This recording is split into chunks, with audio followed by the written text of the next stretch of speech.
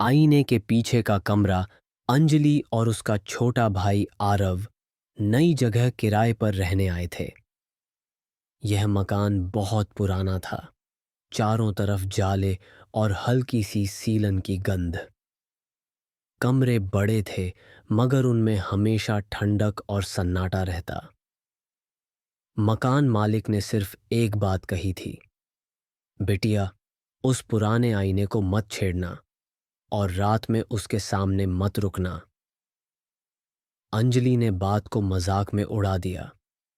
उसे लगा कि यह सिर्फ बूढ़े मालिक का अंधविश्वास है, मगर आरव को वह आईना शुरू से ही अजीब लगता था।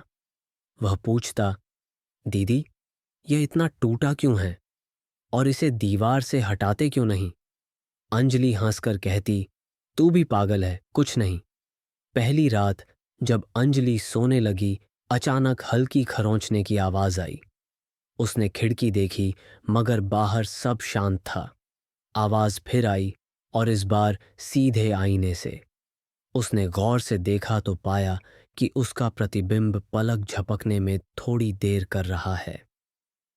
अंजलि का दिल जोर से धड़क उठा, पर उसने खुद को समझा लिया कि यह उसका भ्रम है। दूसरी रात आवाज और तेज हो गई। दीवार के अंदर से कोई नाखून रगड़ रहा हो ऐसा लग रहा था।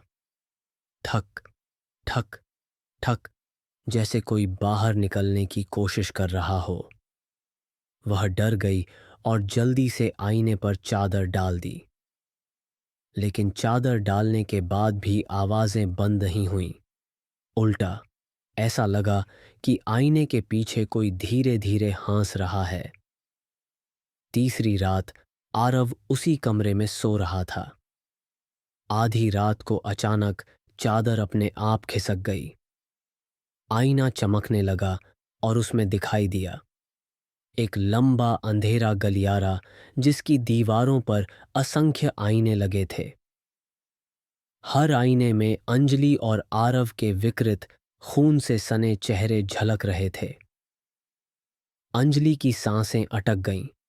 वह चिल्लाना चाहती थी पर आवाज नहीं निकली। तभी उन आईनों में से एक आरव मुस्कुराते हुए बाहर निकल आया। उसका चेहरा बिल्कुल आरव जैसा था, लेकिन आंखें पूरी तरह काली। असल आरव गहरी नींद में था और नकली आरव धीरे धीरे अंजलि के कान के पास आया और फुसफुसाया, तुम्हें चेतावनी दी थी, अब तुम्हारी बारी है। अगले ही पल कमरे से भयानक चीख गूंजी। सुबह मकान मालिक दरवाजा खोलने आया तो अंदर सिर्फ टूटा हुआ आईना पड़ा था। अंजलि और आरव कहीं नहीं। कहा जाता है कि उस मकान में अब जो भी किराएदार आता है, रात में आईने से वही खरोंचने की आवाजें सुनाई देती हैं। शायद अंजलि और आरव अब उस अंधेरे गलियारे का हिस्सा बन चुके हैं।